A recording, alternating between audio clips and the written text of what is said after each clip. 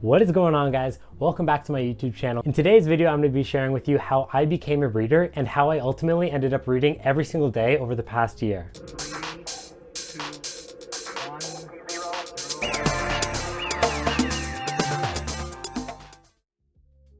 I took two main approaches to becoming a reader. I used the carrot approach and I used the stick approach. And both of these approaches were extremely important in actually making a habit that stuck. So as far as the carrot goes, my first intention when I started reading was to make it as relaxed of a process as I possibly could.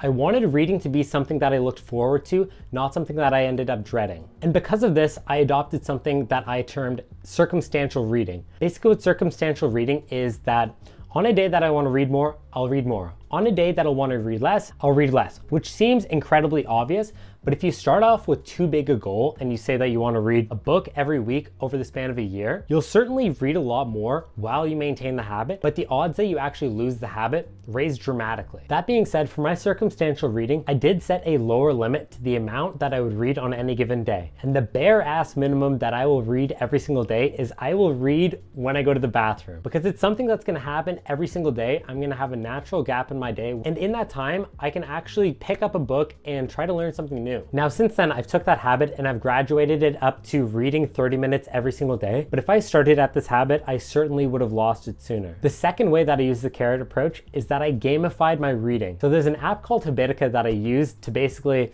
upgrade this little character every time I read. I'd go into the app and I'd click, I've read for X amount of time, and then my character would level up. And that's something that really resonates with me. There's a ton of other ways that you can gamify your reading, whether that be being on Goodreads and putting in the amount of pages read on any given day. You could use a different habit tracking app or even a journal. And the third way that I use the carrot approach is I was actually intentional about wanting to embody the identity of a reader. So I would tell people about the books that I was reading. I wanted other people to view me as somebody who read. And as I told more people about my experiences reading, they would go out of their way and ask me what I was reading and how I was enjoying that. And that motivated me to keep on reading. The other thing that I would do is I would go out of my way to read in public places, and having other people see me read felt good. Now, this clearly isn't a noble intention. Long term, we shouldn't try to become a reader just so that other people think that we're smart or that we read. But I definitely think there's something to be said for starting off a new habit with less noble intentions and then eventually graduating out of that. So when I first got into working out, I got into it with the wrong intentions.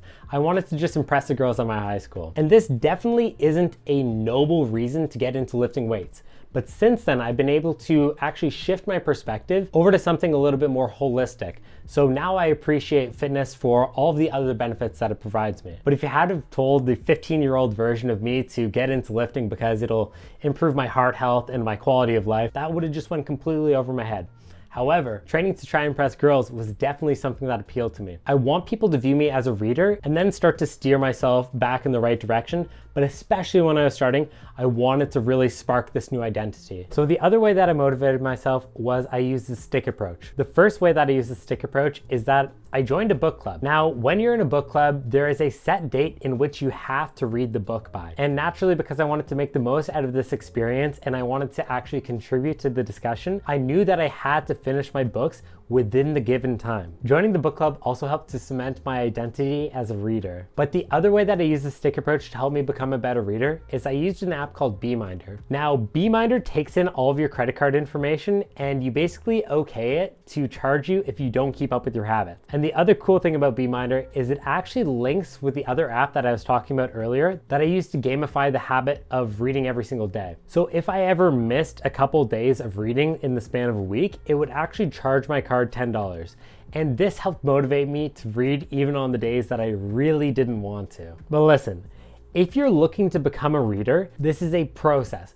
You'll have your entire life to become a reader. So you may as well start a little bit slower and make sure that you can actually maintain the habit as you go, as opposed to start a little bit too fast because you're super enthusiastic about reading at the onset and then have it fizzle out. Start slower and then gradually build from there. The other thing to keep in mind is that this is the approach that worked well for me, but there's a million other approaches that you could take. If this is something that resonates with you, awesome. If it doesn't work, don't give up. Just because something worked for me and it isn't working for you doesn't mean that you're bound not to be a reader. Try a different way.